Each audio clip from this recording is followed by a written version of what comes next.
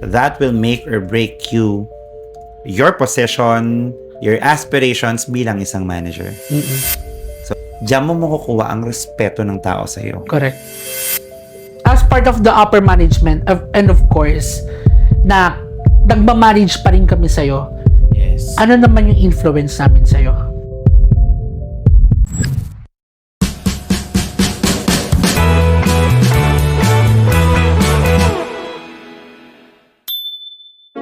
Pag-usapan namin kanina, we're talking about the power of a manager. Influence. Ay, The power of a manager and influence. Correct. Nandun na kami sa topic na yun.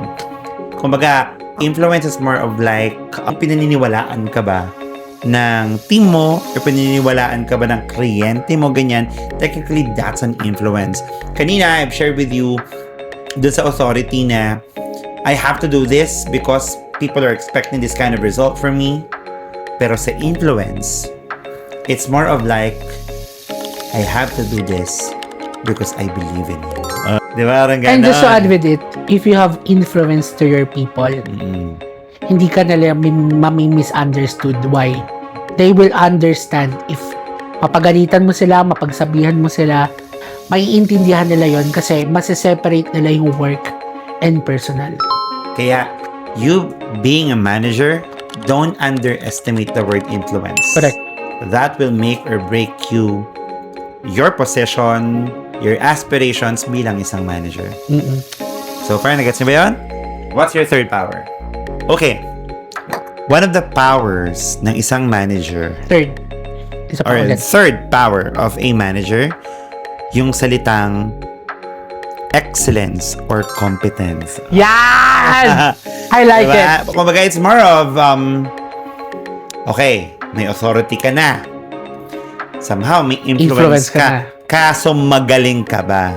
Nalagay mo ba yung sarili mo in a position wherein there's so much excellence that people are like respecting you? Ganon. For the likes, siguro, best example would be si Richmond. The likes of Richmond, yung business partner ko. Isa sa mga founders ng EA. Richmond is so competent, so excellent.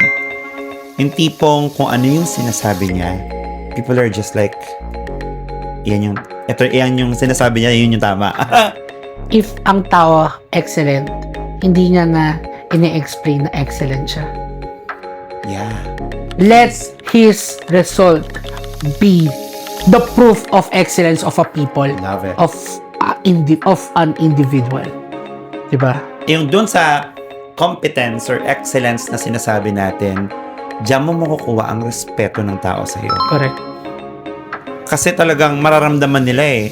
Buka pa lang ng bibig mo, alam na nilang iyan ang tama. Parang ganon. No? So, you being a manager, you must be able to like show competence talaga. And excellence. And excellence. Hindi pwedeng kunyari, na-assign ka siyan bilang manager. Tapos people are like, sige, somehow pwede nga eh. Actually, pwede ka makapag-influence. Somehow may authority ka din naman on a certain matter. Pero pag ang feeling ng tao, hindi ka competent. Pero magtanong tayo kay friend nating ChatGPT, ano ba talaga ang definition ng excellence? Then mag-share tayo ng definition naman natin ng excellence. Based dito sa ChatGPT, ang ating best friend. So, excellent is the consistent pursuit of doing something as well as it can be done. Not perfection, but continuous improvement. And sabi din dito excellent is different from perfection. Perfection demands flawlessness, which is often impossible. And excellence accept that mistakes happen, but insist on learning from them and doing better next time. Ang galing. Kumbaga yung understanding, di ba, papasok na rin sa excellence. Yes. How I wish that all managers na nakikinig ngayon, you guys have authority, you guys have influence, and at the same time, competence or excellence dyan sa trabaho ninyo. At lahat ng yan, meron ang giyan ko. Siyempre, no? Of course, improving. Kasi kami ni Luna, ano na kami, siksik-lig. Siksik-lig-lig na kami, tap. Top. Pero, for the likes of one of our managers, newly appointed managers, Kian. Actually, siya yung may pinakamaraming tao talaga sa team natin. No? He's improving in all sort of these power of a manager that we're talking about. No? Pero I just hope na mas ma-realize niya pa kung paano niya papalakasin yung authority, influence, and competence niya. Yes, and just to give some background for Gian, ilang months ka ng manager ngayon? 2 months. 2 months, yan. 2 months. Ini-improve pa namin yung mga skills niya of being a manager kasi for a long time, team leader siya ng Ecom Accelerator for operations department. And now, we are building him to manage the operations department. And that is our power. Yes. No? Power to decide. Oo. Diba? Ito yung dapat mong gawin, Gian. This is how you do it. You can make, you can be able to like influence these people. Ganun. Do you think, Gian, na-influensyahan ka rin namin ni Sir Lloyd to be a better and to be a better manager? Yes, super.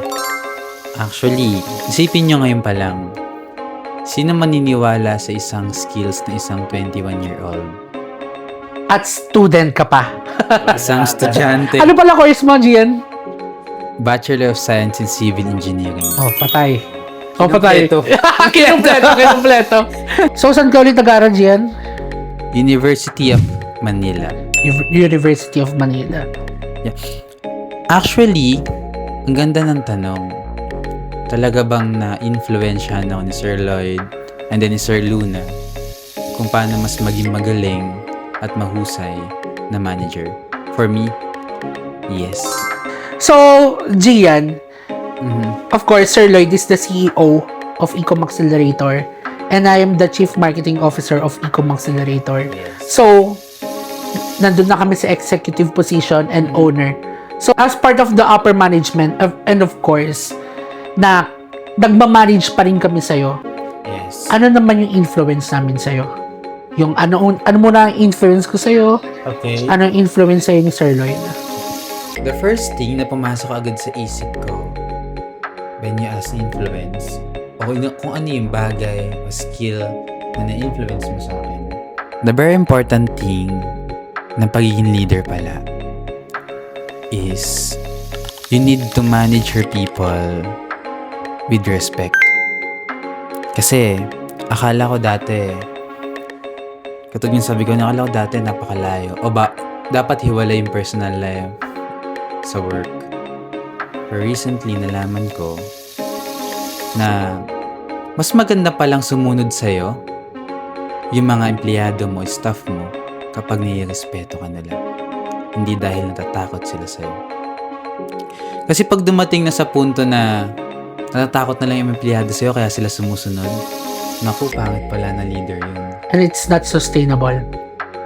Ayun yung time na talagang kailangan mong baguhin yung sarili mo at kailangan mong pakinggan yung mga tao. Na kaya pala minsan hindi sila nag-perform na maayos. Kaya pala minsan pangit yung performance nila. Kasi ikaw na pala mismo yung may problema. As a manager. As a manager. Akala mo, sobrang galing ka. Sobrang galing mo kasi nag-perform yung mga tao. Kasi yung mga tao, mag-good ka, bigla naman hindi mag-perform. Yung pala naapektuhan na kung paano mo sila i-treat. At kung paano mo sila sabihan, kung paano mo sila utusan. So our people, mas nag-perform pala sila kapag mas pinapakinggan natin sila, kapag mas may nabibuild tayong relationship sa kanila. Kasi ang hindi nating alam bilang isang manager, yung mga tao, kailangan din pala nila ng atensyon at kailangan nila ng mga tao makikinig sa kanila. At mangangamusta sa kanila. Kailangan nila ng mga taong mangangamusta sa kanila, magtuturo sa kanila, at talagang pakikinggan sila. Hindi bilang isang empleyado, o hindi human being din nila. At natutunan niya ni Gian, itong, ano niya, ini-improve niya tong influence na to sa pamamagitan ng manager namin na si Luna. Diba? Yan nga yung bilang, kapag ikaw ay isang manager na, you must be able to help other managers or other team leaders to understand yung word na influence if hindi pa nila nagagawa. Kasi minsan, may authority, may competence, pero walang influence. No? And Minsan may authority pero walang trust. ang trust. Ang hirap din, diba? So, very, very important. Tama? Natutunan mo yung kasarula mo? Yes po. Kasi mas na-realize ko ngayon na mas magandang mag-work o mas natutuwa yung mga people mo or our people na mag-work kapag ikaw mismo bilang leader. Kilala mo sila, kinakamusta mo sila, at alam mo yung mga bagay kung saan sila pwede maging masaya. Kasi ako din mismo even ako, mas gusto ko pinapansin ako ng CEO, kinakamusta ako ng mga upper management. And then, once na kinamusta kasi nila, o once na pinansin at kinausap ka nila, mas nagkakaroon ng energy to work. Fire. Mas ginaganahan ka ngayon na magtrabaho. May gasolina. Mas talagang gusto mong gawin yung mga bagay na hindi na nila na-expect sa'yo. Kasi ikaw mismo, gusto mo na siya dahil nirespeto mo sila. At gusto mo talaga gawin ang lahat para matuwa sila sa'yo. Tulad na lang yan, ngayon, dapat umuwi na to galing school. Diba? Bumalik pa kasi may mga concern. Diba? Technically, minahal niya na yung trabaho, minahal niya yung posisyon niya, naramdaman niya na yung respeto sa amin nasa executive position na he has to do this because he has the authority to do this. Sabi na, ang sarap lang isipin na tama na kapag ganito na naiintindihan mo yung gusto namin at the same time naramdaman mo na may authority kami, may influence kami sa'yo, gagalaw ka na ng kusa kahit hindi naman namin sinasabi sa kanya. Correct. Hindi nila i-request. Magulat ka ng halo. Bigla niya ginawa to kahit hindi naman inutos. Saka as a manager, he accept to be the manager of the operations department. So, being a manager puts a lot of power within you. If you have power, sabi nga, di ba, lagi ko itong sinasabi, laging sinasabi ni Mamu, yung nga nung HR natin, di ba, great power comes with great responsibility. If you are a manager, you have power. So, gamitin mo ng tama kung paano mo i-influence yung tao mo within your power. When we say power, ano yung kaya mong gawin? On what extent? Hanggang saan mo siya kayang pasukin to have influence and authority to have trust. Though we cannot hide the fact, no? Ang manager, ang pinakamahirap na posisyon talaga. Correct. Above any position in an organization kapag manager ka. Because you're not just manager of your people. You are also a manager of your executives, of your CEO. No? So, Or should we say middle management? middle management. Diba? Yan talaga. Pag nandiyan ka sa posisyon na yan, ang hirap. Babalansihin mo yung tingin sa'yo ng boss mo. Babalansihin mo yung tingin sa'yo ng mga staff mo. Correct. Problemahin mo sa'yo yung problemahin mo Problema yung nila. feedback ng upper management and problemahin mo rin yung feedback ng mga tao mo. And lagi ko nga sinishare, di ba? Nabasa ko lang rin to. Being a good manager, kaya mo nang problemahin din yung problema ng iba. Yes. Katulad na lang ngayon, na you have people, di ba? Pero, outside working hours, of course, you respect them na pahinga na nila. So, you are not expecting from them na mag-reply pa, pero ginagawa mo na. Mag-reply kahit wala sila. Di ba? I felt like nabigay na namin so far yung kasi anong oras na din. Pero thank you sa lahat po ng nanood at manonood po nitong video namin, and hopefully makapag-share pa po kami ng mga experiences namin dito sa Ecom Accelerator. Hindi lang bilang isang manager, kung hindi bilang isang tao, kung paano namin na-handle ang mga bagay-bagay. I'm sure kapupulutan ng mga business owners or yung mga team leaders or managers ninyo dyan sa organization ninyo. Again, my name is Lloyd. And my name is Luna. And I am Gian. We are Ecom Accelerator, your Ecom growth partner, and together we Accelerate!